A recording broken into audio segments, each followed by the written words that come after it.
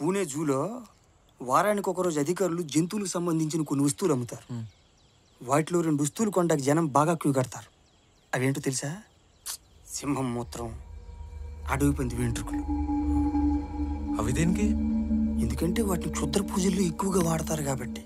అవునా? మామా, నీకు ఈ పూజల గురించి ఇంత తెలుసు కదా? ఏదో కొంచెం. నువ్వు ఎప్పుడైనా చేసావా? ఏదో తెలిసి తెలియని వయసులో చేశానురా.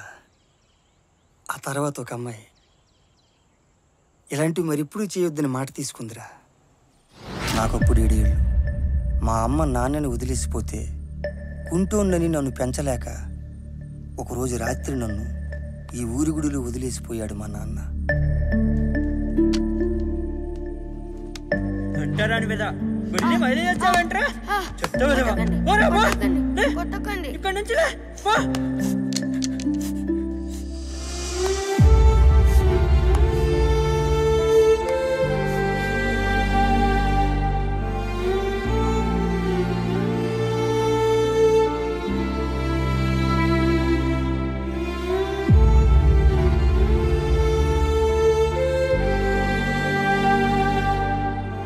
నన్ను చూసి జాలిపడ్డ తను రోజూ నా దగ్గరకు వచ్చి ప్రసాదం పెట్టేది.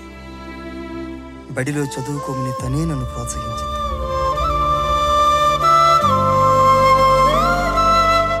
అలా ఒక 5 ఏళ్ల పాటు ఒక్కరోజు కూడా క్రమం తప్పకుండా నా కడుపు నింపిందంటే అర్థం చేసుకో తనెంత గొప్ప వ్యక్తి.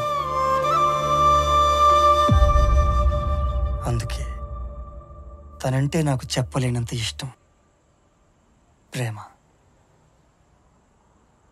ఏదో ఒకటి చేసి తన కళ్ళల్లో నేను గొప్పగా కనబడాలని ఆరాటపడేవాడిరా. ఆ క్రమంలోనే నాకు మన తాంత్రిక శాస్త్రంపై ఆసక్తి పెరిగింది. ఇంతకీ నువ్వు మొదట చేసిన క్షుద్ర పూజ ఏంటి?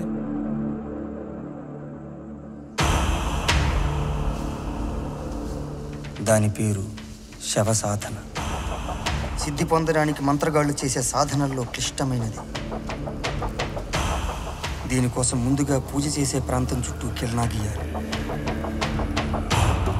అప్పుడే చనిపోయిన మనిషి శవాన్ని ఈ సాధనకు ఉపయోగిస్తారు. నగ్నంగా ఉన్న శవంపై మనం నగ్నంగా కూర్చుని మంత్రాలు జపిస్తూ ఉండాలి. మనల్ని క్షుద్రశక్తులు బెదిరించాలని ప్రయత్నించినా మంత్ర ప్రభావం వల్ల కిరణా లోపల ఉన్నంత వరకు మనకేం కాదు. మన పూజతో సంతృప్తి చెందితే ఆ సిద్ధి ఒక జంతు రూపంలోనూ లేదా దేవత రూపంలోనూ వస్తుంది.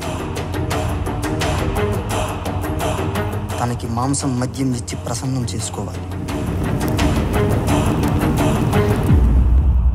మరి నీకు శక్తులు సిద్ధించాయా?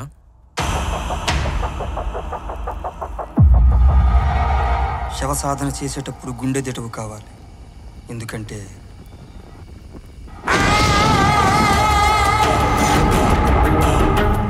ఆ క్రతువు జరుగుతున్నప్పుడు మనం కూర్చున్న శవం అకస్మాత్తుగా లేచే అవకాశం ఉంది. చాలామంది అప్పుడే గుండెకి చనిపోతుంటారు. కానీ దానిని తట్టుకుని నిలబడిన వాడే సాధకుడు అవుతాడు. నా పూజలో కూడా అలాగే జరిగేసరికి మూర్ఛపోయాను. కోలుకోవడానికి రోజులు పట్టింది.